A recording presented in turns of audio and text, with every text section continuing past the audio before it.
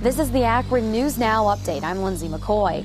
First, our top story, a boil advisory has been advised for the city of Barberton. This after a major water line break on Eastern Road. The break has now been contained to 33rd Street and Taylor on the west side of Barberton. Still no word just yet on when this boil alert will be lifted, but we'll keep you posted on AkronNewsNow.com. A Stark County judge will make a decision today whether to accept or deny the death sentence handed down by a jury against James Mammone III. Now, the jury made their death decision quickly on Wednesday after 2 days of hearings, one in which Mammone spoke for more than 5 hours. During his address, Mammone told the jury that he had been an abusive father and described his thoughts on raising children in a broken home.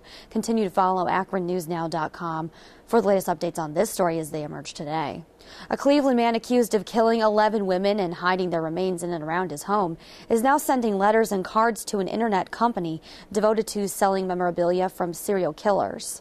Anthony Soul had 2 envelopes and 2 letters for sale this week on serialkillersinc.net. Now, one card Soul tells a California woman that he's available to correspond with her. Another setback in negotiations between Field Local School District and the Field Teachers Association.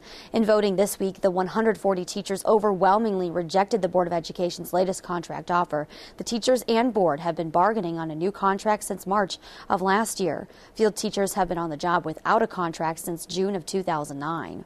And a budget crisis at the Portage County Health Department will force employees to take a 10% pay cut starting in February till June of this year. Now, it's hoped that this and other efforts will prevent more layoffs and cuts in programs.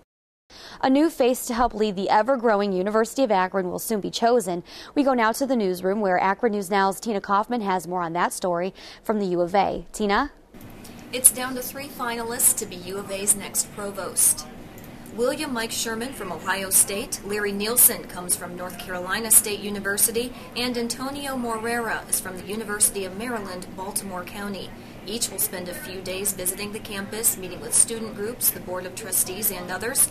As the U of A's top academic advisor, the provost reports to the president and leads the campus-wide effort to improve academic life on campus. The final choice could come next month. And speaking of UA's president, Dr. Luis Proenza will receive his promised performance payment of $25,000 for meeting all of his 7 goals for 2009. You can visit AkronNewsNow.com to find more information on the provost candidates. Lindsay, back to you. Thank you, Tina, for those reports. Well, as we take a look at our local forecast in the Akron area today, expect wet conditions. A high of 39 degrees. Rain showers will dry up by about 1 o'clock. Then on Saturday, mostly cloudy skies. During the day, we'll have a high of 46 degrees. Sunday, 48 degrees. We're getting close to 50. Rain most of the day, though, on and off. And when Monday arrives, 39 degrees for our high, but looks like we'll have a rain-snow mix. The winter weather may creep back into our local forecast. Continue to follow AkronNewsNow.com for the latest local news. For news online, on demand now. And don't forget that you can also follow our up-to-the-minute news updates on Twitter and Facebook, too. For Akron News Now, I'm Lindsay McCoy.